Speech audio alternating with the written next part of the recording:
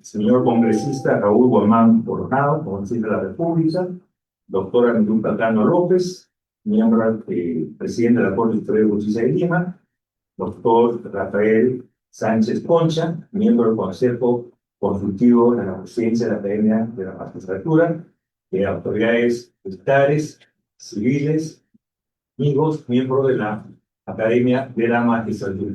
Es para mí un honor tener acá y presentar a un ilustre jurista internacional, el doctor Miguel Ayuso, quien tarde de hoy va a disertar sobre un tema de mucha actualidad política, jurídica, como es el Poder Judicial y algunos problemas en torno justamente a él.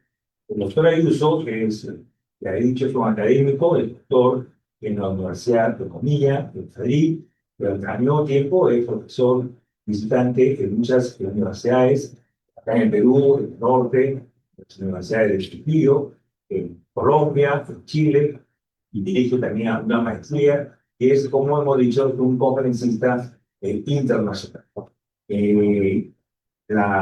Pues vamos a leer la hoja extensa de vida antes de que el doctor Miguel Ayuso pueda disertar el tema del día de hoy.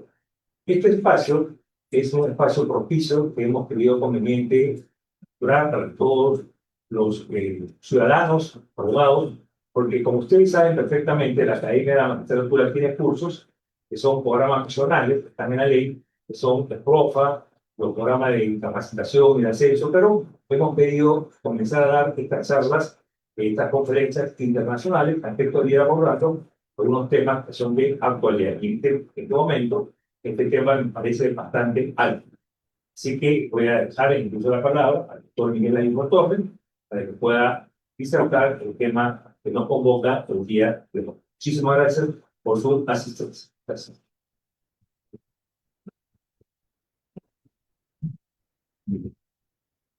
Efectivamente, como ya lo mencionó el presidente, a continuación tenemos el honor de presentar al expositor internacional invitado para esta sesión académica. Se trata del profesor doctor honoris causa múltiple, Miguel Ayuso Torres, reconocido jurista académico español, doctor en Derecho por la Universidad Pontificia Comillas en Madrid, profesor ordinario en la Facultad de Derecho de la misma universidad, y doctor honoris causa por prestigiosas universidades de Europa y América, entre ellas la Universidad de Udine de Italia, la Universidad Inca Garcilaso de la Vega de Perú y la Universidad Politécnica y Artística de Paraguay.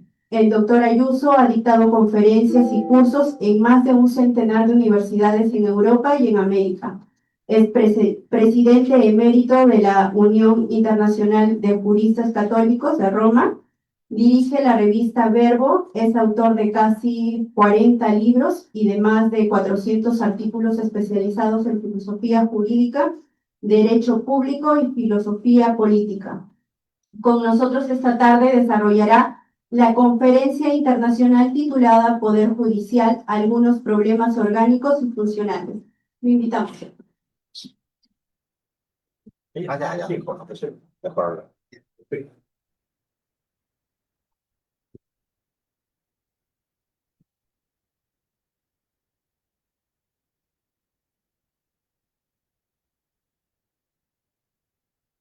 Señor presidente de la Academia de la Magistratura del Perú, señoras y señores.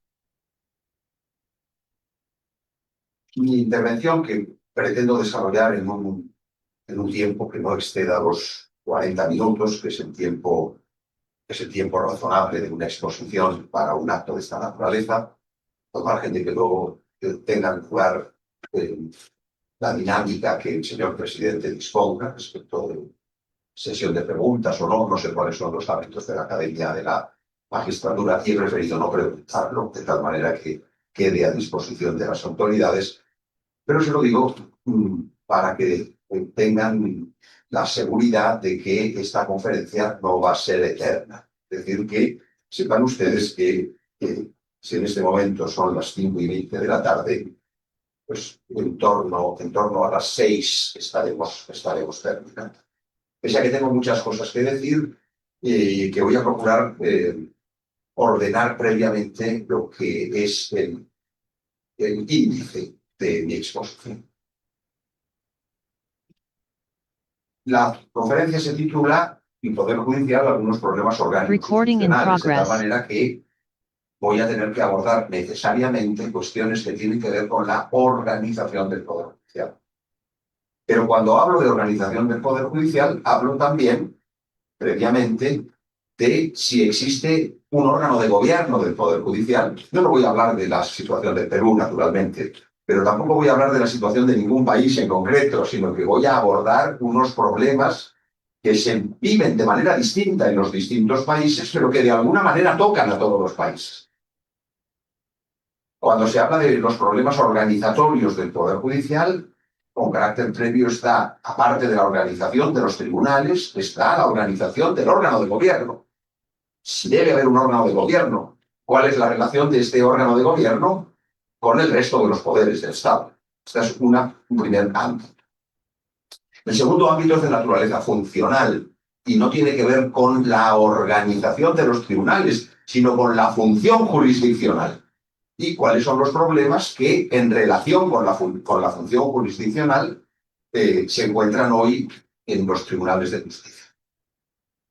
Con carácter previo a estos dos temas, que estaban anunciados en el título, y por tanto no puedo traicionar lo que yo mismo he anunciado en el título, va a haber dos grandes bloques, un bloque organizatorio y un bloque funcional, porque en el fondo tenemos órganos, pero los órganos desempeñan funciones, de tal manera que no podemos prescindir de ambos aspectos cuando queremos conocer un problema o una institución determinada. Pero con carácter previo está algo que está por encima y que es en el fondo el problema, tiene algo más que ver con la organización que con la función, sin duda, pero es previo, que es el problema del poder judicial. Hay un poder judicial. ¿A qué se llama poder judicial? El poder judicial equivale a la administración de justicia. La administración de justicia y el poder judicial son conceptos sinónimos o por tanto representan cosas distintas. Y esto nos lleva al tema de la división o separación de poderes. Esto lo he dicho de atrás para adelante, pero este va a ser el esquema de la intervención. Pero con carácter previo, por tanto, son una introducción, una referencia al poder judicial dentro de los poderes del Estado, los problemas de tipo organizativo y finalmente los problemas de tipo funcional. Son 4 los aspectos que van a integrar esta exposición. En primer lugar, la introducción. Yo creo que esto no es un asunto español, pero tampoco es un asunto italiano o francés o peruano o argentino o mexicano, sino que es un tema de alguna manera universal, ¿no? Y es que los jueces en los últimos decenios han saltado a las primeras páginas de los periódicos y han adquirido un relieve no en el interior del sistema jurídico, sino al extra del sistema jurídico, que quizá no tuvieron durante mucho tiempo. Los jueces permanecían recluidos en el ámbito de lo que era resolver los conflictos entre ciudadanos, en ocasiones el ejercicio del ius puniendi, en otras ocasiones la resolución de los conflictos entre los poderes públicos y los ciudadanos, pero quedaba reducido de alguna manera al interior del sistema jurídico. En cambio, hoy, de hace un tiempo a esta parte, en los últimos decenios, nos encontramos con que los jueces aparecen por doquier. Basta leer un periódico, basta ver un telediario y nos vamos a encontrar con que una buena parte de las informaciones tienen que ver con asuntos en los que los jueces están implicados. Son protagonistas. Esta es la primera cosa. Pero no solo, podríamos decir, los tribunales penales, que ahí hay una característica más morbosa, si se quiere. No solo los tribunales penales, o no solo siquiera los tribunales contencioso-administrativos, es decir, donde lo que se discute son actuaciones de los poderes públicos que pueden haber sido lesivas de los derechos de los ciudadanos y que, por tanto, también plantean una dimensión política inmediata. No, también los pleitos civiles, también los pleitos laborales. Digamos, esto se extiende de alguna manera, a todo el ámbito de la justicia. La pregunta es elemental. ¿Por qué? ¿Por qué los jueces han saltado a la primera página de las informaciones? ¿Por qué este relieve de los jueces en el mundo de hoy? Es que son más importantes los jueces hoy de lo que fueron en otro tiempo. Es que las sociedades modernas son más complejas y como son más complejas, producen más conflictos y producen más riesgos y los riesgos se traducen en conflictos y por tanto requieren su solución. Es que la ideologización creciente de las sociedades contemporáneas, por mucho que se nos haya dicho que vivíamos en un tiempo del fin de las ideologías o del crepúsculo de las ideologías, quizá de cierto tipo de ideologías, pero quizá no de la mentalidad ideológica. Es que en el tiempo del fin de las ideologías resulta que nos encontramos con que estos conflictos tienen una trascendencia mayor para la sociedad. Es que la cultura de la queja, y sería el tercer aspecto de la pregunta, es que la cultura de la queja hoy tan desarrollada hace que aumenten el número de litigios, porque hoy se vivencia todo como lesivo de lo que es derecho y por tanto obliga a pleitear más. Las respuestas probablemente tienen algo de cada uno de estos tres factores, probablemente hay algo de una sociedad más compleja que produce nuevos conflictos, probablemente hay una psicología más sensible que hace reaccionar frente a ciertas injusticias o presuntas injusticias que en otro tiempo se soportaban.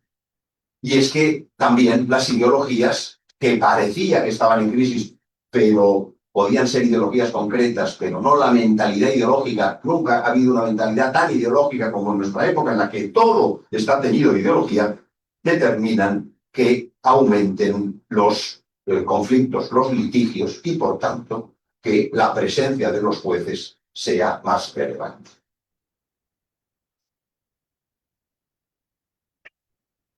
Vamos al primer punto que les prometí tratar, el de el Poder Judicial, el llamado Poder Judicial, porque una de las cuestiones que vamos a tener que discutir es si existe un Poder Judicial o si debiera existir un Poder Judicial más allá del nombre.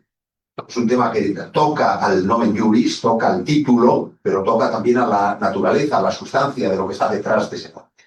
Como en todo en la vida, los nombres reflejan realidades y entonces en ocasiones el problema es la conexión nombre-realidad. Que sería el poder de los jueces dentro del sistema de la división de poderes o separación de poderes. Ustedes saben que se ha atribuido, y esto está en todos los manuales, a Montesquieu una doctrina de la división de poderes. Sin embargo, Montesquieu nunca utilizó este término y Montesquieu tampoco utilizó el término separación de poderes. No es lo mismo división de poderes que separación de poderes. La explicación de este asunto sería más bien propio de una cátedra de Derecho Constitucional, que no es el caso hoy. Pero Montesquieu no habla de división de poderes y tampoco habla nunca de separación de poderes. Pero sí, una vez, en el espíritu de las leyes, utiliza el término separar para decir que la función judicial tiene que estar separada de los poderes. Esto no es la separación de poderes, sino la separación de la función judicial de los poderes políticos, es decir, del legislativo y del ejecutivo.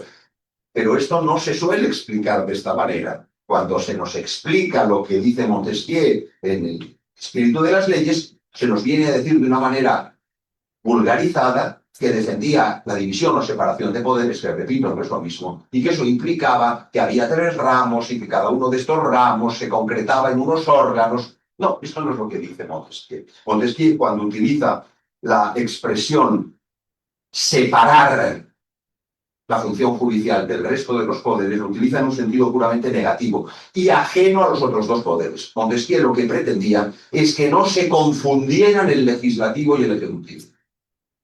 Pero el judicial, la función judicial quedaba al margen, no entraba dentro de esta explicación. Y la no confusión no es lo mismo que la división o la separación. Lo que pretendía Montesquieu era simplemente la no confusión. Y en cambio, lo que se impuso con la Revolución Francesa fue la separación o la división entre el legislativo y el ejecutivo, que son dos cosas distintas. En relación con el tema que nos interesa, es decir, el tema de la función jurisdiccional o del poder judicial, llamado poder judicial, Montesquieu lo único que dijo es que el poder judicial era de alguna manera nulo. En quelque façon, nul. De alguna manera nulo. ¿Qué quiere decir? ¿Qué quería decir Montesquieu cuando decía que el poder judicial, la función judicial, que era el término utilizado, era de alguna manera nulo? Quería decir que era de alguna manera nulo desde el punto de vista político. No quería decir que no tuviera relevancia desde el punto de vista social. En una sociedad, la función judicial tiene gran importancia. Pero lo que quería decir Montesquieu es que desde el punto de vista político pero era porque debía ser, de alguna manera, nulo. Es lo mismo que lo que dice también Montesquieu, la segunda expresión que utiliza en su obra, pero que ha sido desarrollada por otros, de que, de alguna manera, el juez era la boca que expresaba, que pronunciaba las palabras de la ley. Con esta expresión se estaba indicando, de alguna manera, una prioridad de la ley respecto de la decisión judicial y sobre todo, una especie de opción en favor del legislador. Tampoco esto es claro que estuviera esto así en Montesquieu, porque Montesquieu, la palabra ley para él no significaba exclusivamente la ley positiva. La ley era un conjunto de disposiciones muchísimo más complejo, en el que estaba integrada la ley natural. De tal manera que cuando él decía que el juez es la boca que expresa, que pronuncia la palabra de la ley, no estaba pronunciándose en favor de lo que llamaríamos hoy un positivismo jurídico legalista estricto. Estaba diciendo una cosa mucho más cercana a la mentalidad del antiguo régimen de lo que a nosotros nos parece hoy. Otra cosa es la posición revolucionario-jacobina. Esto ya no es Montesquieu, esta ya es otra historia. A nosotros se nos cita habitualmente Montesquieu como el autor de la separación o división de poderes. En Montesquieu no se encuentra, por lo que acabo de explicar.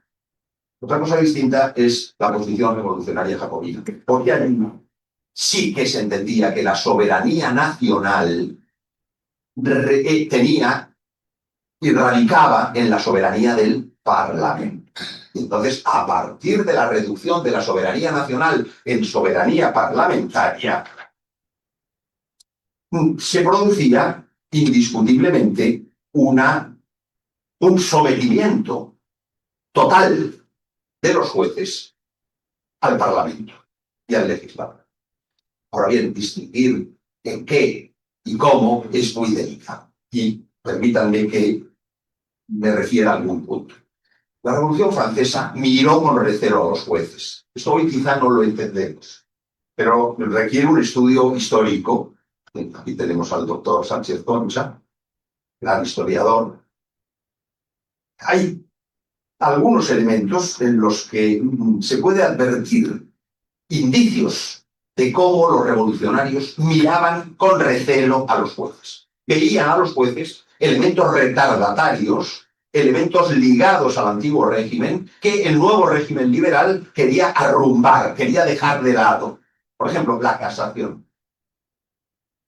El recurso de casación es por antonomasia francés, pero a través de la experiencia francesa se trasladó a todo el mundo. No solo en Francia, lo que nosotros llamamos aquí Corte Suprema, en España Tribunal Supremo, en Francia se sigue llamando Cour de Casación, y en Italia se sigue llamando Corte di Cassazione. Es decir, que pero el recurso de casación no deja de ser la entraña de las competencias de las Cortes Supremas. ¿Para qué se creó el recurso de casación?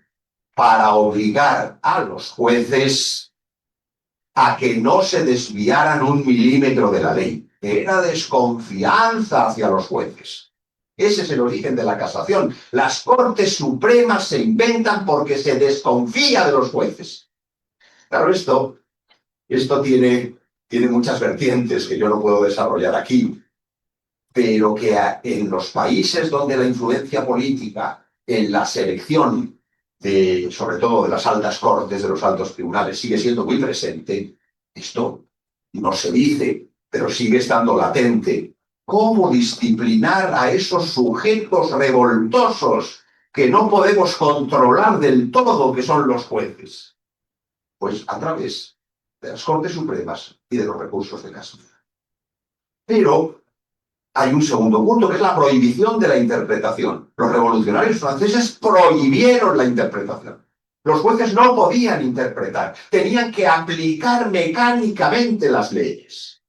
Claro, esta interpretación mecánica de las leyes es imposible, porque los jueces, aquello que quería Danton decir, que el juez es un puro geómetra, que el juez simplemente es un instrumento ciego. Esto no es posible, porque los jueces son humanos y ni con la inteligencia artificial, ¿verdad? El juez es humano y por tanto el juez lo que tiene que hacer es hacer una interpretación. Los códigos terminan cediendo y se introduce el famoso non-liquet. Los jueces no pueden exonerarse de resolver un caso que está bajo su jurisdicción sobre pretexto de inexistencia o ambigüedad de la ley.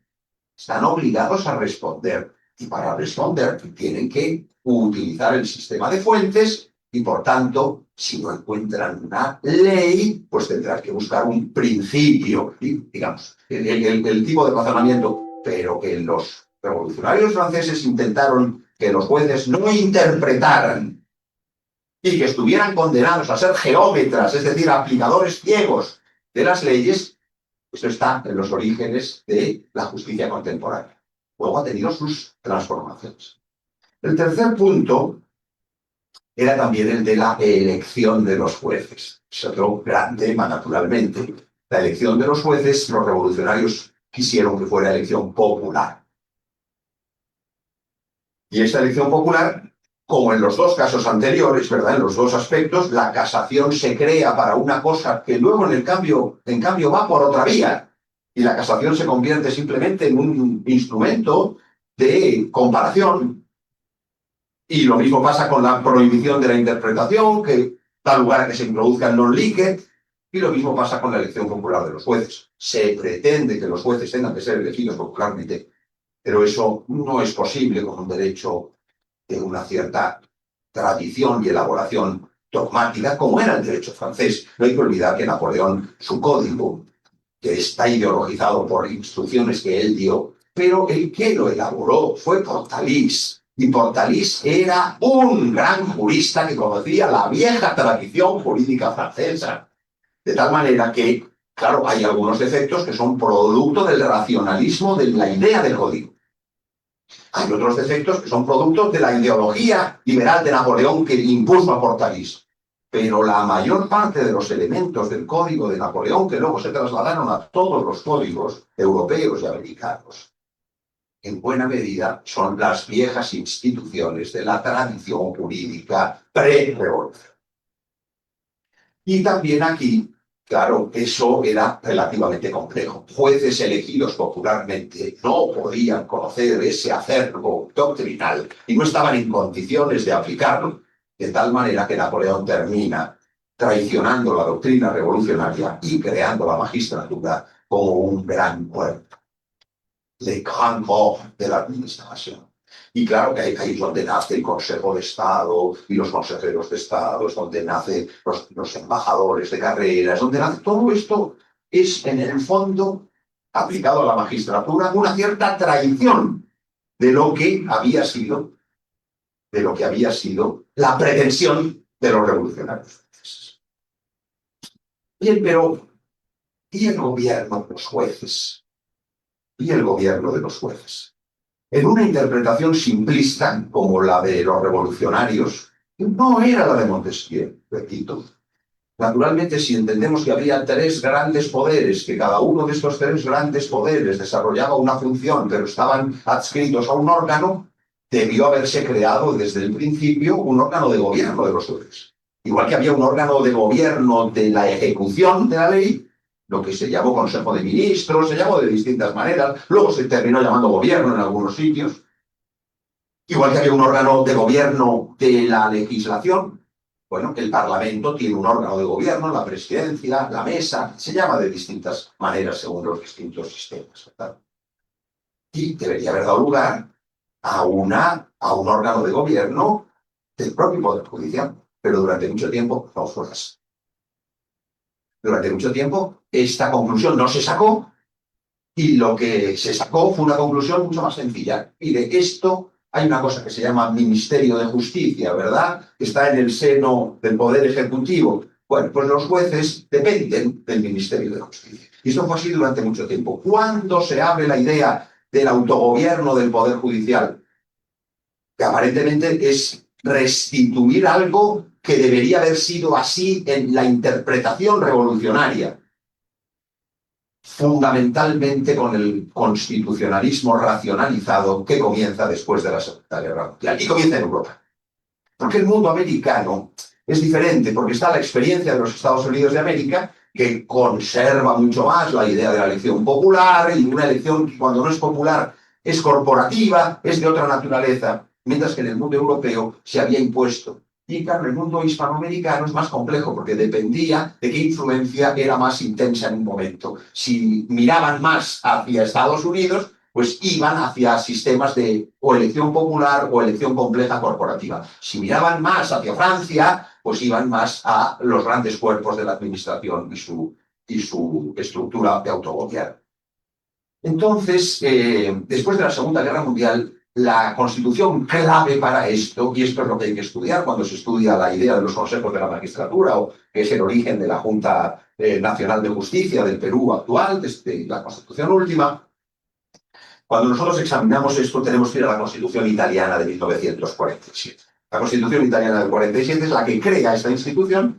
Esta institución la copian a continuación un poco obtortocolo, sin estar entusiasmados los franceses. Y luego, cuando se abre la nueva vía de constitucionalización de los años 70, la Constitución portuguesa del 76, la española del 78, y a partir de ahí, de alguna manera, las constituciones hispanoamericanas. Hay que tener en cuenta que hoy la mayor parte de los países hispanoamericanos tienen consejos de la magistratura o términos semejantes. Yo utilizo Consejo de la Magistratura para no utilizar. En Italia es Consiglio Nazionale de la Magistratura. En España se llama Consejo General del Poder Judicial. Hay distintos términos, pero Consejo de la Magistratura es un término abstracto que sirve para reunirlos todos sin estar entrando con las experiencias de cada país y sin referirme a la experiencia española estricto sensu. Claro, la creación de los consejos de la magistratura implica una transformación importantísima. Pero no es la única. Porque después de la Segunda Guerra Mundial se juntan otras cosas. Por ejemplo, la creación de los tribunales constitucionales. Los tribunales constitucionales no existían. Había una cosa que era el Tribunal Supremo, que funcionaba como Tribunal Constitucional en Estados Unidos. Desde el principio, desde la famosa sentencia Roe versus Wade del año 1803. Pero en el mundo europeo e hispanoamericano no había tribunales constitucionales. De hecho, todavía sigue sin haberlo en México o en Argentina, donde siguen manteniendo la línea gringa de, digamos, secciones constitucionales dentro de la Corte Suprema. Pero, en cambio, a partir de la Constitución austríaca de 1920, que la elabora Hans Kelsen, se convierte en un paradigma. Y ese paradigma se traslada por el mundo, salvo en Francia, donde tienen un Conseil Constitucional, que no deja de ser una especie de tribunal constitucional más politizado. Pero en todos los demás países Alemania crea, después de la Segunda Guerra Mundial, un Tribunal Constitucional Federal alemán, Italia crea una Corte Constitucional, Portugal y España lo crean en los años 70, y en Hispanoamérica los tribunales constitucionales son recientes, pero existen prácticamente en todos los países. El Tribunal Constitucional colombiano, que es uno de los más activistas del mundo, increíble, disparatado, bueno, el peruano, el chileno, todos han asumido ese modelo. Claro, los consejos de la magistratura, junto con el Tribunal Constitucional, tienen una potencialidad transformadora mucho más grande. Pero no acaba aquí la cosa. Es que también se produce una transformación de las fuentes del derecho. ¿Por qué? Porque una vez que hay tribunales constitucionales, resulta que la ley ya no es la fuente que corona el ordenamiento jurídico, sino que las constituciones, que durante mucho tiempo han sido normas programáticas, se convierten en normas que son exigibles ante los tribunales, que son accionables. Esto cambia radicalmente y al mismo tiempo los gobiernos empiezan a legislar, porque la legislación de emergencia, los llamados decretos leyes, y en otras ocasiones decretos legislativos, que son decretos de delegación legislativa, los nombres cambian, pero las dos formas son las mismas. O bien la legislación gubernamental de emergencia, o bien la legislación gubernamental por delegación del Parlamento. Son dos figuras distintas, pero no dejan de implicar que en grandes sectores se produce un desapoderamiento del legislativo por el ejecutivo. Todo esto produce una transformación del sistema jurídico después de la Segunda Guerra Mundial enorme. En este contexto, los consejos de la magistratura se convierten, yo hablo generalmente, de nuevo, no me estoy refiriendo a la institución que dignamente preside mi querido amigo el doctor Charrubi, se convierten en general en elementos de politización de la justicia. ¿Por qué? Porque en buena medida los consejos de la magistratura tienen una elección gubernamental legislativa, parlamentaria. Entonces, esto lleva, en buena medida, al reparto de los puestos de ese consejo entre las distintas fuerzas políticas. Lo que los italianos, que son los que inventaron todos estos desastres, son los italianos, ¿verdad? Lo que llamaban ellos la lotizazione, el reparto. Hay una tarta que... Y claro está, la lotizzazione lleva a la politicizzazione, es decir, a la politización, porque si la tarta se reparte entre las distintas fuerzas políticas, naturalmente las fuerzas políticas inciden en los nombramientos y por tanto inciden más allá de lo que pudiera pasar. Porque el problema de la independencia del Poder Judicial no es la independencia de... Es que Poder Judicial en sentido estricto no tendría que haber. Porque lo que hay es potestad jurisdiccional de cada juez. Ese es el verdadero Poder Judicial. La potestad que cada juez tiene para juzgar y ejecutarlo. Y las garantías para que pueda hacerlo con independencia. Pero la idea de que el conjunto de todos los jueces forma un poder del Estado que tiene un órgano de gobierno propio es altamente discutible. Y en general, en la mayor parte de los países del mundo, ha llevado a la politización. Como digo, no me estoy refiriendo al Perú, que sé que la composición del Consejo tiene una naturaleza distinta. No intervienen los órganos políticos, o por lo menos no intervienen directamente los órganos políticos. Pero lo dejamos aquí porque yo no me estoy hablando del Perú. Estoy haciendo mi conferencia no se refería al Perú ni tampoco a España. Se refería a una experiencia que tengo que intentar contraer en los pocos minutos que me quedan, que son 12, hasta terminar la exposición. Para nada bueno hace falta que haya un poder judicial, como conjunto de los poderes de los jueces.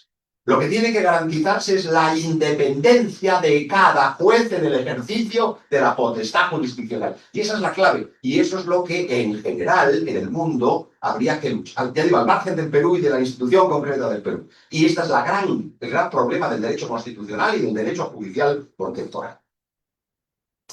Bien. Permítanme entrar un poco más en dos últimas cuestiones. Una que sería un poco más general, ya no es organizativa, ya va yendo hacia lo funcional, antes de entrar en la última, que será muy breve, que es la funcional. Esta penúltima cuestión, que es la que, como digo, significa una transición de lo estrictamente organizativo que hemos examinado hasta ahora, hasta lo funcional que examinaremos en los últimos minutos, es lo que yo llamaría de la crisis del derecho a la crisis de la ley moderna. Y tiene mucho que ver con la función judicial. Voy a intentar sintetizarlo al más, porque me he entretenido demasiado en lo anterior.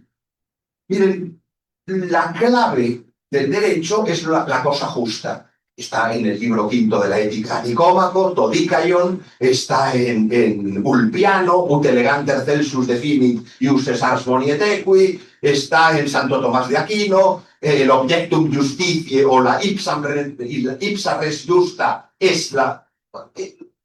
El derecho es lo justo, no es la ley. No es la ley. Durante del siglo V antes de Cristo hasta el siglo XV después de Cristo, el derecho no es la ley. El derecho es lo justo, la cosa justa. Id quod justum est. Claro, hay un momento en el que se produce por el aumento de la reglamentación, porque durante mucho tiempo hubo pocas leyes, muy pocas leyes. La clave del sistema jurídico no era la ley. Pero hay un momento en el que las leyes empiezan a aumentar. Y entonces, claro está, se produce una primera transición que es del derecho a la ley que sustituye al derecho. Pero todavía la ley clásica, todavía la ley tal y como la define Santo Tomás en la cuestión 90 de la prima secunde de la Summa Teológica, ordinatio rationis ad bonum comune, la ordenación de la razón al bien común, que está promulgada por quien tiene a su cuidado la comunidad. Esta es la ley clásica todavía, pero la primera fase es esta, la de la transición entre el derecho, lo justo, a la regla.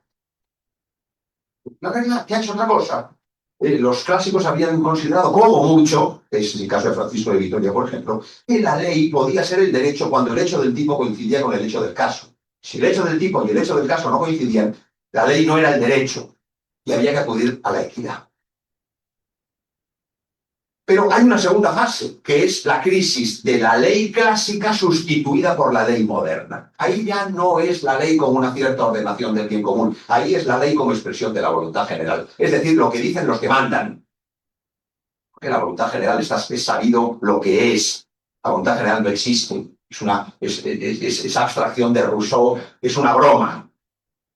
Es una broma porque no existe la voluntad general. Y decir que la voluntad general es la que surge del Parlamento, pues tampoco eso es la voluntad general. Eso se podrá decir, se podrán buscar las razones que se quiera para decir que es bueno cumplir lo que la mayoría de los representantes dicen, pero la idea mística de la voluntad general que inventa Rousseau en el contrato social es un cuento chino. Bueno, entonces, claro, la ley clásica es sustituida por la ley moderna. Pero nuestra fase más cercana a nosotros ha sido una evolución ulterior, y ha sido la ley moderna la que ha dejado su paso a los derechos subjetivos, lo que se ha llamado, lo que Norberto Bobbio llamó l'età dei diritti, la edad de los derechos. Y entonces lo que hace es que implosiona la ley. Que ya la ley no le preocupa a nadie. Lo único que preocupa son los derechos subjetivos. Los derechos subjetivos que se constitucionalizan y se convierten en derechos fundamentales, o que se internacionalizan y se convierten en derechos humanos, y esos derechos resulta que además van teniendo un desarrollo elefantiásico. Es decir, que empiezan con los derechos civiles, pasan a unos derechos políticos, se añaden unos derechos sociales, se suman otros culturales, se inventan unos nuevos derechos, es decir, que se van hablando de distintas generaciones de derechos. Y claro, esto hace implosionar la ley. Esto sería objeto de otra conferencia, naturalmente, el desarrollo concreto de este asunto. Yo no puedo sino plantearlo, pero que naturalmente esto tiene que ver con el ejercicio de la función judicial, enormemente, porque la función judicial pasa de ser la aplicación de la ley a una selva de derechos, una jungla de derechos en la que se pide a los jueces que pongan orden. Un orden que difícilmente pueden poner en ocasiones, y en los que de nuevo vuelve, aunque parezca mentira, la ideología que se había querido dejar aparte, al margen. Es decir, que se da una vez más en la vida esa circunstancia que se dice que lo que se echa por la puerta entra de nuevo por la ventana. Y de alguna manera esto es lo que ha ocurrido en los últimos decenios. Vamos al último. Bueno, esto, fíjense ustedes, hay muchos factores que influyen en esto también, ¿eh? No solamente, digamos, eso tiene que ver con lo que decía al inicio, en la introducción, del nuevo peso de los jueces en la sociedad, mayor que se habían tenido en otros periodos, pero es que también las leyes no ayudan a ser aplicadas. ¿Por qué? Porque las leyes son cada vez más inestables, son más volubles, son más.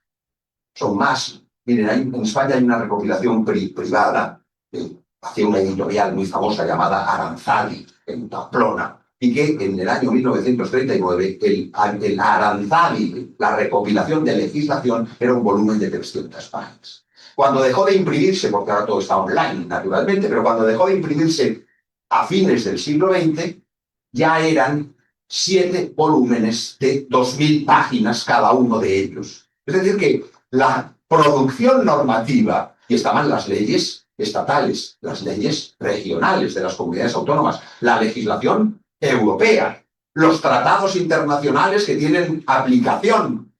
Es decir, que lo que se había producido era, y claro, todo eso no ayuda particularmente a los jueces a la aplicación del derecho. Y también esto hace que las leyes cada vez estén peor redactadas, porque lo que se ha dicho, el mal hacer y el mal decir de las leyes. Este es otro problema también. Esto tiene que ver con la decadencia de todas las instituciones sociales.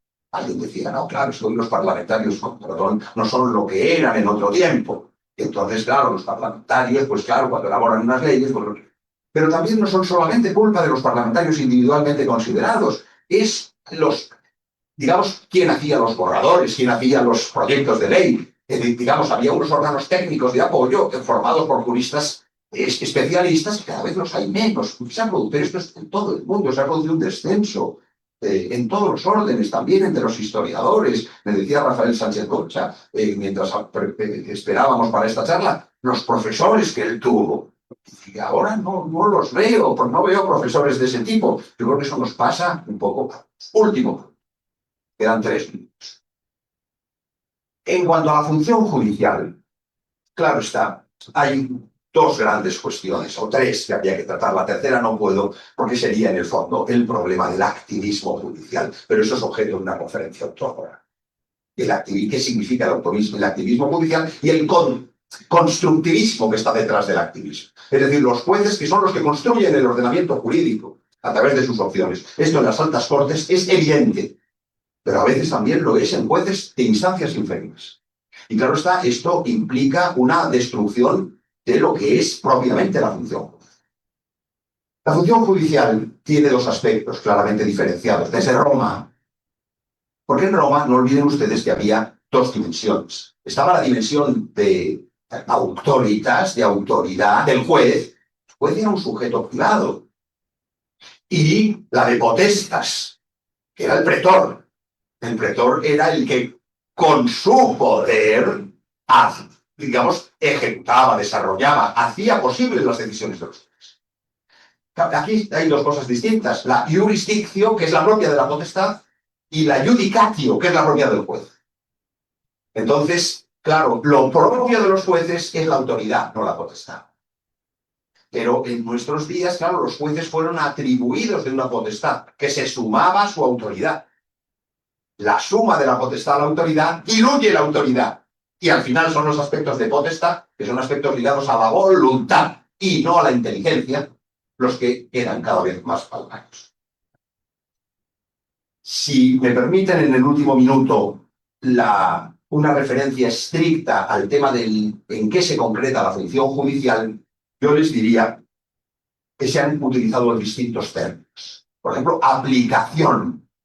El juez aplica el ordenamiento jurídico, la ley. Bueno, la aplicación es la escuela de la exégesis, ¿verdad?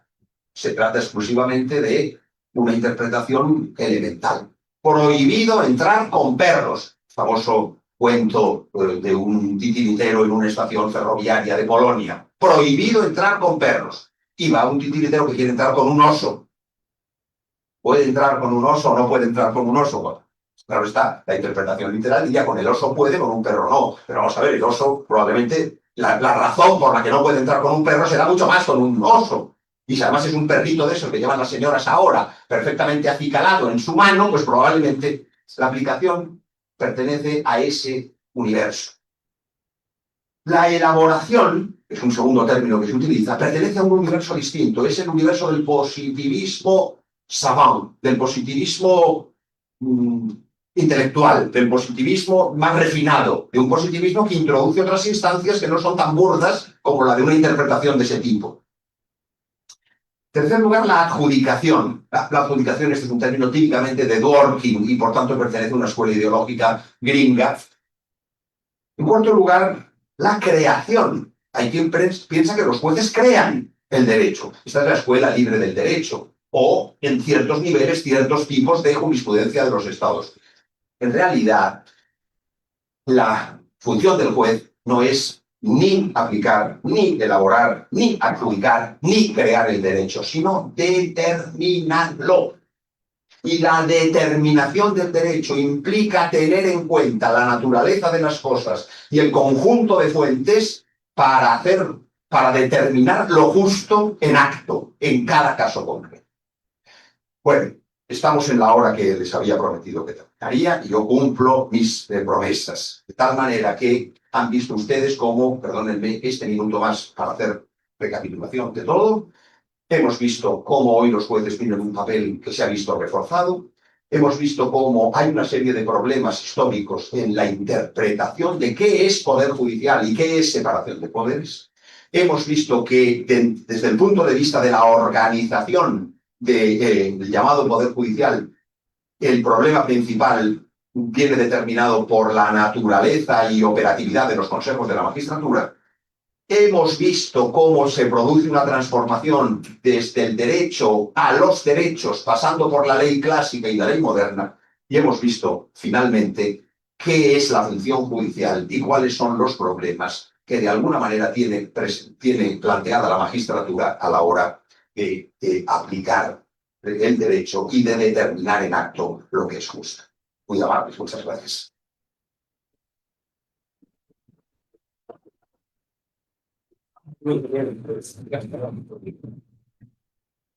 Muchas gracias, doctor Miguel Ayuso, por su interesante exposición. Bueno, continuando con el programa, ahora vamos a iniciar con una pequeña rueda de preguntas. Aquellos invitados que deseen hacer algún interrogante, por favor, levantan la mano para poder facilitarles el micro y previo a ello nos indican su nombre. Mientras se va animando, doctor, por nuestros canales internos tenemos una pregunta que nos han hecho llegar. Dice, profesor Ayuso, usted ha señalado que la noción de la voluntad general es una abstracción. En el contexto peruano, donde la relación entre el Parlamento y el Poder Judicial suele ser conflictiva, ¿qué mecanismos institucionales considera necesaria para que decisiones parlamentarias basadas solo en mayorías coyunturales debiliten la independencia judicial y el principio de justicia? Sí, tengo. Sí. ¿Ahora? Sí. Bien. Mire, claro, la pregunta, que es muy interesante, tiene distintas perspectivas, pero como lo que no debo hacer es responder una pregunta con otra conferencia, porque entonces nadie preguntará nunca nada, lo que voy a hacer exclusivamente es referirme muy escuetamente a dos problemas. El primer problema es sustancialmente el de la significación del Parlamento. Claro, el Parlamento, en principio, lo que debe hacer es legislar. Y legislar es ajeno a interferir en la aplicación de lo que han legislado. Entonces, cuando la legislación quiere ir acompañada de una interferencia en la aplicación de la legislación, el conflicto está servido. Es algo obvio, no es necesario digamos, hacer grandes disquisiciones doctrinales para llegar a esa conclusión. Lo que pasa es que en muchos lugares, y esta es la segunda observación, los parlamentos adquieren una serie de competencias que tienen que ver con la selección de los magistrados del Tribunal Constitucional, o de los consejos de la magistratura, o de las Cortes Supremas. Y en ese caso la cosa se complica, porque no solamente legislan, sino que eligen quienes van a aplicar lo que han legislado. Y en ese caso, efectivamente, la complejidad crece. A mi juicio, el mantenimiento de las instancias judiciales al margen de las interferencias parlamentarias es esencial. Pero eso nos lleva a un gran problema que solo he apuntado en un segundo, pero que requeriría otra conferencia. Me tiene que invitar Chandubí a un curso entero de 5 o 6 conferencias para desarrollar uno a uno todos estos puntos. Ya me he olvidado por esta broma absurda que he hecho, ya me he olvidado lo que iba a decir. Sí, que es el tema de la selección de los jueces. La selección de los jueces. Yo aquí soy partidario, si me permiten una broma o un chiste, yo soy un reaccionario fundamentalmente, ¿no? Pero hay un punto en el que en cambio no. Soy revolucionario, y es el de la selección de los jueces. Yo creo que la idea de los grandes cuerpos de la administración napoleónica es capital. Los jueces se seleccionan, como todos los altos funcionarios, a través de un sistema de concursos rígido y objetivo. Y este es el problema de los sistemas de concursos en muchos lugares. Es el problema, ¿no? Yo siempre digo que nosotros en España seguimos teniendo un cierto nivel de rigor. Espero que esto no se distribuya por las redes, pero bueno, que sea lo que Dios quiera. Yo digo que en España no somos Ghana o Zambia, porque sigue habiendo un sistema de ingreso en la función pública absolutamente independiente, que se basa en algo que mucha gente critica, que es el memorismo. Hay que saberse todo de memoria y decirlo de memoria delante del juez, delante del tribunal. Y entonces el que saca sorteo 500 temas. Tema primero, las legítimas en el Código Civil. Tema segundo, los principios del derecho hipotecario. Tema tercero, la codificación penal en el siglo XX. Tema cuarto, el nomen juris del asesinato. Tema quinto, los principios del derecho hipotecario. No, perdón, el principio inquisitivo, ya lo he dicho, el principio inquisitivo en el proceso penal, son los que me tocaron a mí, claro, no se me ha olvidado 40 años después. Dale usted una hora y hay que comenzar diciendo, el artículo 807 del Código Civil dice, son herederos forzosos, y el que no haga esto, el presidente le toca la campanilla y fuera. Y están además los demás concursantes que están allí viendo lo que pasa. Alguien dice, no, esto es monstruoso, es el memorismo, es el memorismo. Es saber que no hay enchufes ni recomendaciones. Bueno, yo soy partidario de eso. Eso cada vez existe menos en el mundo, incluso en España quieren hacer una reforma para quitar eso. Pero a mi juicio, la politización y la intervención y todo esto se limita con concursos feroces y rigurosísimamente objetivos. ¿Alguna otra intervención, alguna otra pregunta por parte de los invitados?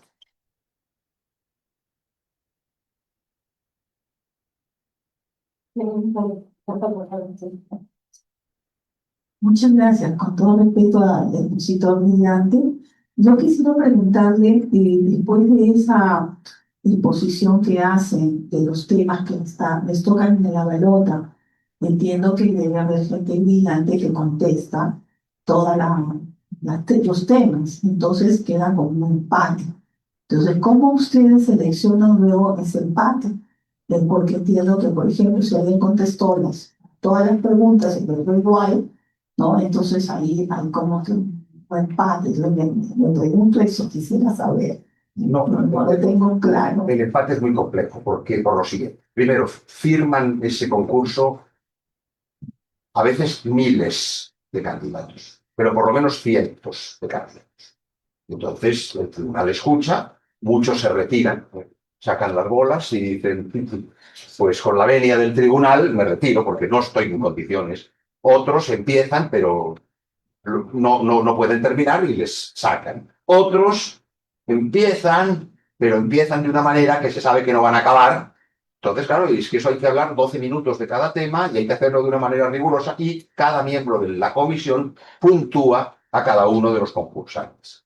Normalmente, al final, si son, por ejemplo, para 100 plazas de jueces y ha habido 1.200 candidatos, le aseguro que no se cubren las 100 plazas. No hay 100 personas que verdaderamente estén preparadas para asumir un ejercicio de este. Y normalmente hay un primer ejercicio que es civil y penal. Hay un segundo ejercicio que es constitucional, administrativo. Hay un tercer ejercicio que es un dictamen. Digamos, conforme va pasando los ejercicios, no se cubren las plazas. Gracias. ¿Alguna otra intervención? Le cedemos la palabra al congresista Raúl Bueno.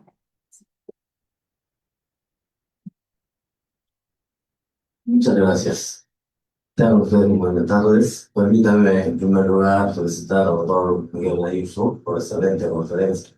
Como también al doctor Luis por la invitación. Estos eventos son motivadores, tal como lo dice el cuarto principio elemental de economía, motivar e incentivar.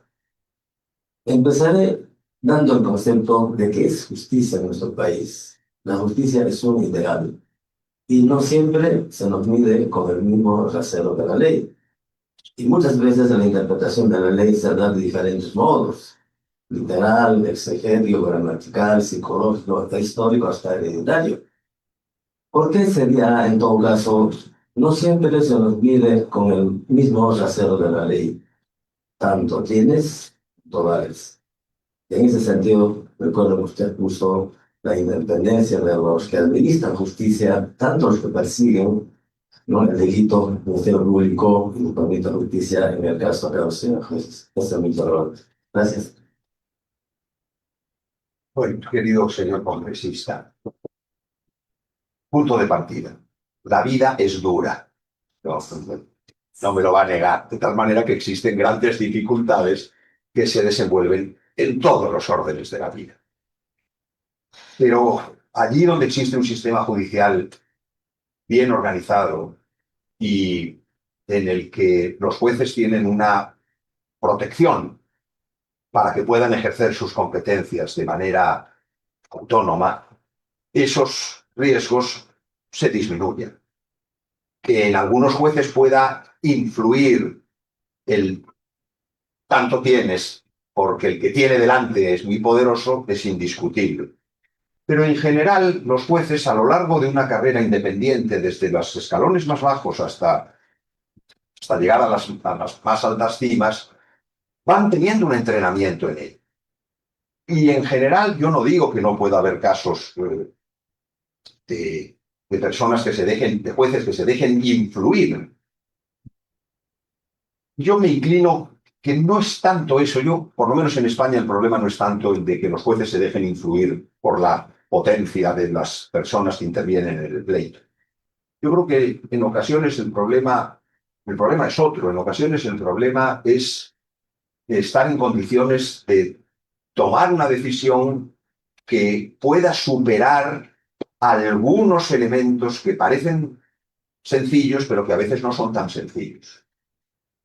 Yo no puedo negar que lo que usted dice puede darse y que es un elemento adicional que dificulta. Pero de nuevo, cuando hay un sistema bien organizado y objetivo, que incluye los ascensos, porque esa es la clave. Yo hablo del ingreso, pero luego están los ascensos. Yo ahí he de decirles que el sistema español, que sigue siendo bueno en los ingresos, es mucho peor en los ascensos, porque en los ascensos ha entrado el Consejo de la Magistratura, que está integrado políticamente y que, por tanto, toma cuenta de lo que cada uno de los jueces ha hecho y también toma cuenta de las asociaciones judiciales. Otro problema que yo no he abordado hoy porque no podía hacerlo, que es el del asociacionismo judicial, que no deja de ser una suerte de sindicalismo judicial muy negativo. Hay instancias de la sociedad que no pueden tener aspectos reivindicativos sindicales. Los jueces no pueden, la policía no puede, los ejércitos no pueden. La sindicación en el seno de las Fuerzas Armadas es destructiva, en el seno de la carrera judicial lo es. Lo que ocurre es que igual que en las Fuerzas Armadas no hay sindicatos, no suele haber sindicatos, no sé, en el Perú pienso que no habrá, salvo que se hayan vuelto definitivamente locos, pero creo que no. en el seno de la carrera judicial están sustituidos a través de las asociaciones judiciales, por lo menos en España, que no dejan de ser una correa de transmisión de los partidos. Entonces, señor congresista, resumiendo, sí, hay mil problemas, pero conforme el sistema es más serio, más solvente y más separado de las interferencias sociales y políticas, y los jueces, porque los jueces tienen estabilidad, porque los jueces tienen un sistema de ascensos en el que no se les castiga por decisiones que han tomado, normalmente se reduce el impacto de las cosas malas. En lo demás se llama pecado original, ¿verdad? Y está en todo. ¿Permite una pregunta? ¿Cómo no?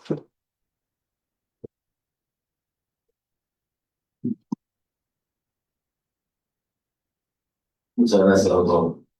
Tal vez tenga usted alguna idea o conocimiento. He escuchado más de una vez aquí en nuestro Perú campea la corrupción. Entonces decían, ¿por qué no traemos a los que administran justicia que sean ingleses y que de paso sepan hablar español? Entonces las cárceles del Perú estarían llenos. Y lamentablemente aquí en mi patria, en Perú, aquí queremos todos los peruanos, lamentablemente la impunidad es el caldo de cultivo, el acicate para que la corrupción campee. Y es como el cáncer que corroe a la sociedad. Muchas gracias. Yo creo que el mundo anglosajón es tan corrupto o más que nuestro mundo. Otra cosa distinta es que en el mundo anglosajón hay instituciones más sólidas que a veces son capaces más fácilmente de atajar los elementos de corrupción que no en nuestro. Pero no creo que el problema de la corrupción es un problema que primero es individual, es la raíz del mal, por eso he dicho el pecado original, ¿verdad? Pero tiene dimensiones institucionales muy importantes. Y yo creo que es ahí donde nuestro mundo hispánico no ha acertado en el establecimiento de instituciones adecuadas. En el viejo virreinato existía una cosa que se llamaba el juicio de residencia.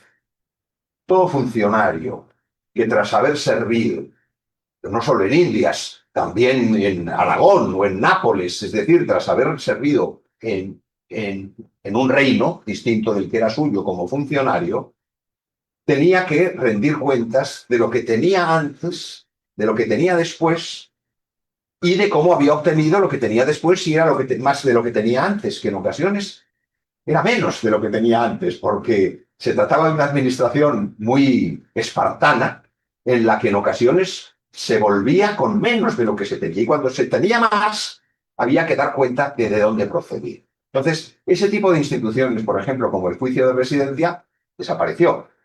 Bueno, ahora existe una cosa que es la declaración de bienes que tiene que hacer toda persona que ingresa a un oficio público. Pero también es verdad que los sistemas políticos y sociales y económicos modernos son más complejos y facilitan más, porque hay una mayor opacidad de muchos aspectos. El viejo mundo era un mundo muy sencillo. Este mundo es un mundo más complicado, en el que las posibilidades de operaciones financieras, lo estamos viendo todos los días, en el que las cosas de corrupción llevan a los jueces a veces no son capaces, no tienen competencia suficiente para abordar ciertas causas de corrupción porque los fenómenos sociales y económicos que están en la base de los elementos de corrupción son muy complejos y son difícilmente visibles y solamente con el paso del tiempo se determinan, ¿no? Pero yo no creo que la solución sea que la cultura anglosajona sea una cultura limpia y es verdad que la cultura anglosajona es puritana, pero el puritanismo es hacia afuera, no hacia adentro. Es decir, la cultura puritana no era una cultura moralmente superior a nuestra cultura. De tal manera que esto nos llevaría a un análisis histórico comparado más complejo, pero yo creo que el problema no es el de traer gringos o ingleses, y en el caso de que vinieran los gringos o ingleses, quizá lo mejor es que no hablaran español, de tal manera que tuvieran que decidirlo casi por el método Ollendorf, es decir, aproximativamente. ¿Alguna última intervención?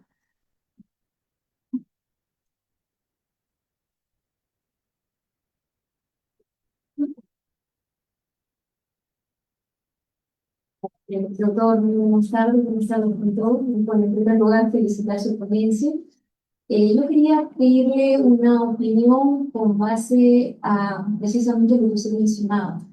Y era, a manera de introducción, a ver, comentarle que quizá una de las críticas que tiene nuestro sistema de justicia es eh, la competencia, quizá, o el acceso a la magistratura que tienen quienes sustentan los cargos de magistrados, sea de jueces, sea de fiscales, y quizá tal vez por el elevado índice de provisionalidad que existe en nuestro país. Pero mi duda iba, o la opinión que yo quería pedirle era, nuestro sistema de acceso a la magistratura, que entendemos como riguroso, se basa en un sistema que primero pasa un examen de conocimientos. Luego, el postulante tiene que cumplir por cierto perfil académico y profesional, luego analizar un caso y finalmente una entrevista. Y usted hacía una comparación con base al sistema que tiene el sistema judicial español. Y usted ha mencionado algo que es muy importante, ¿no? Que es la rigurosidad del acceso para quienes pretenden iniciar en la carrera de la magistratura. Y usted mencionaba una característica que era la memorización. Aquel que memoriza más y que es capaz de memorizar la mayor cantidad de preguntas y abarcar todos los temas, es aquel que tiene mayor posibilidad de poder acceder a una vacante.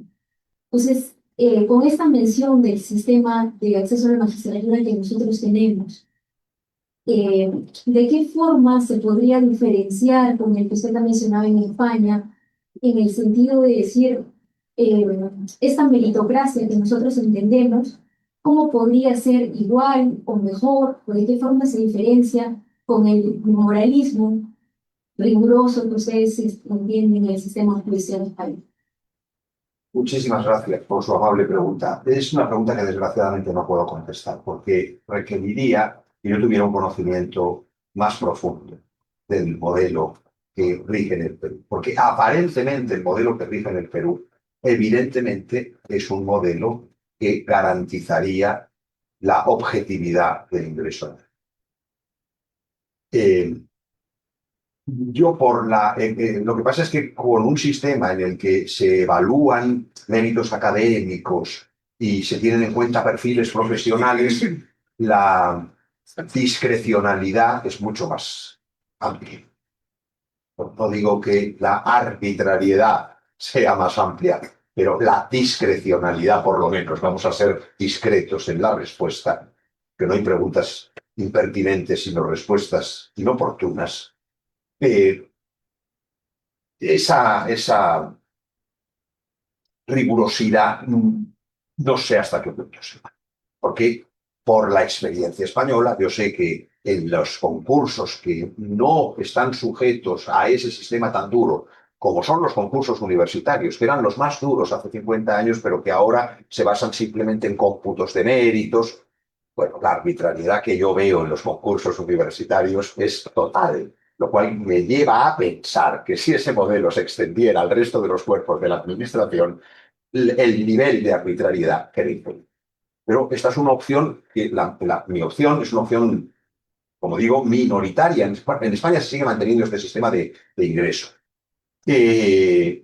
Como le decía, el problema no es solo el ingreso, porque usted me decía la provisionalidad. La provisionalidad quiere decir que quienes ingresan en la carrera judicial, en la magistratura, en la judicatura, en el Perú, no lo hacen de una manera estable, sino que lo hacen por un periodo de tiempo. ¿He entendido bien? ¿Es así?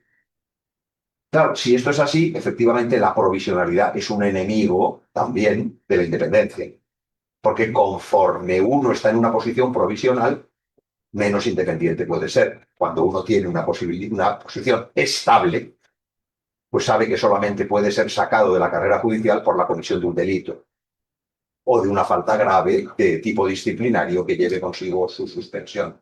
Y su suspensión por un periodo, o si la falta es gravísima, su expulsión de la carrera judicial. Entonces, la estabilidad es otro elemento. Pero esto tiene que ver con la defensa del sistema funcionarial que yo hacía. Uno ingresa en un cuerpo de funcionarios y en ese cuerpo de funcionarios tiene estabilidad, tiene garantizados unos ascensos, otros no, hasta su edad de jubilación. Y solamente puede salir por la comisión de un delito o de una falta disciplinaria de naturaleza muy grave. todo eso refuerza la independencia. Porque no queda uno al albur de un poder político enemigo que cuando llega un determinado momento dice, ah, sí, como decía el refrán castellano, arrieritos somos, ¿no? Y en el camino nos encontraremos, de tal manera que usted me ha hecho esto a mí, pero atención, que ya nos volveremos a encontrar. Y entonces yo le cortaré la cabeza o lo liquidaré. La estabilidad es otro elemento, el ingreso es un elemento, los ascensos son otro elemento, la estabilidad es otro elemento. Pero todo esto tiene un nombre que se llama carrera administrativa, la carrera de los jueces como carrera administrativa, de la que yo soy partidario. Pese a que no soy muy partidario del Estado revolucionario, pero creo que en este punto, las cosas como son, es lo que ha servido para el establecimiento de por lo menos cuerpos de funcionarios serios y profesionales y estables. Pero lamento no poder ser más preciso. Gracias. Muchas gracias por las intervenciones. Ahora, seguidamente, invitamos al secretario administrativo de la Academia de la Magistratura, el señor Orlando Sano, a realizar la entrega de un presente institucional en agradecimiento a la participación, a la exposición del doctor Miguel Ayuso Torres. Por favor, doctora, adelante a este instante.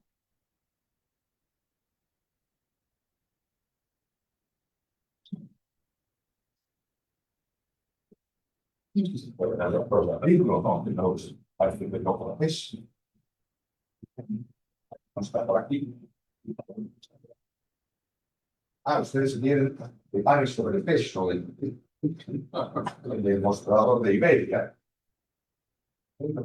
Quechua, por Código Procesal Penal en Quechua, me parece muy interesante. Hay el tomo 2, de aquí hay una hoja más. Entonces, la revista en la que he tenido el honor de ser incorporado a su consejo. Muchísimas gracias, señor presidente.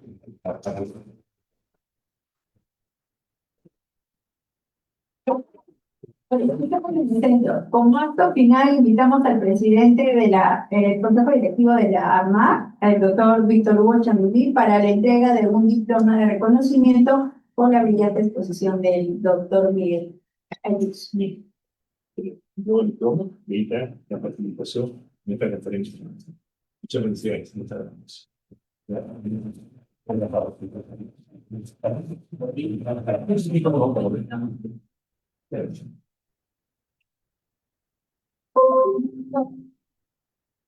¿Cómo fuera? Ah, no, los Santiago. Gracias.